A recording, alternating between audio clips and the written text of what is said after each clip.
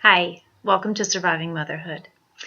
Before I get started today, I want to show you my new shirt that I just got.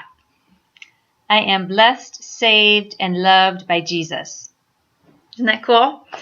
I hope today you are remembering that you also are blessed, saved, and loved by Jesus. I want to share with you some thoughts that I have from a passage in Matthew 14. I'm going to be speaking on this passage in April at a women's retreat and then again in the fall at another women's retreat. So I've been thinking about it a lot, but it's really close to my heart today, and you'll find out why in just a minute.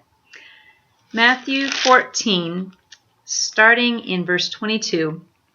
Immediately, Jesus made the disciples get into the boat and go on ahead of him to the other side, while he dismissed the crowd. After he had dismissed them, he went up on a mountainside by himself to pray. When evening came, he was there alone, but the boat was already a considerable distance from the land, buffeted by the waves because the wind was against it. During the fourth watch of the night, Jesus went out to them, walking on the lake. When the disciples saw him walking on the lake, they were terrified. "It's a ghost," they said, and cried out in fear. But Jesus immediately said to them, "Take courage, it is I. Don't be afraid." "Lord, if it's you," Peter replied, "tell me to come to you on the water." "Come," he said. Then Peter got down out of the boat, walked on the water, and came toward Jesus. But when he saw the wind, he was afraid, and beginning to sink, cried out, "Lord, save me." Immediately, Jesus reached out his hand and caught him.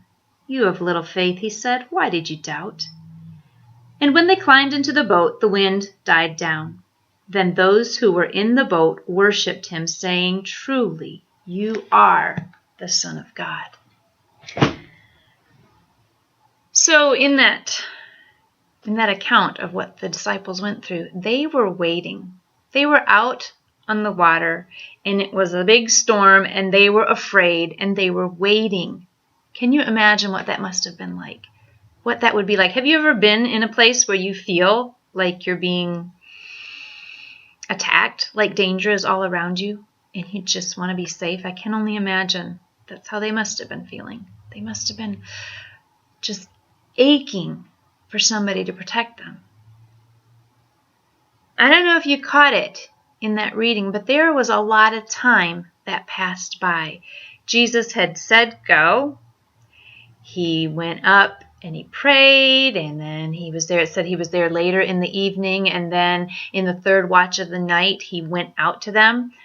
I did a little bit of research, and the third watch of the night is sometime between 3 and 6 in the morning. So if they all left after dinner, and sometime between 3 and 6 in the morning is when Jesus went to them, there were a lot of hours that they were there, afraid and in the middle of the storm. But when Jesus got into the boat, finally the winds and the waves calmed down.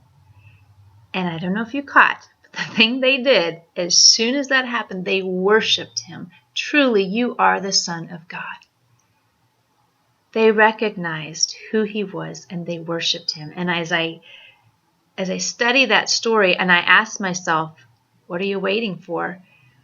It occurred to me that what they thought they were waiting for was for the storm to die down. But really, what they got, what they had waited for, was to recognize who Jesus is, his power and his goodness and his praiseworthiness. So I'm trying to live that out in my life. Probably you know that I've been in a waiting pattern of my own, waiting for the Lord to show me where to go next. But I'm trying to keep in mind, like the disciples learned after their wait, that there's no need to wait to praise the Lord. So as I'm waiting to find out what my next steps will be, I am not waiting to thank God, because he knows he's directing my steps. He's got my back, and I can trust him. So, in case you can't tell from the big smile on my face today, that is hugely encouraging to me. And my prayer is that God will use these words, that He will use my experience to encourage you wherever you are today. Okay? So now go have a wonderful, Jesus-full day.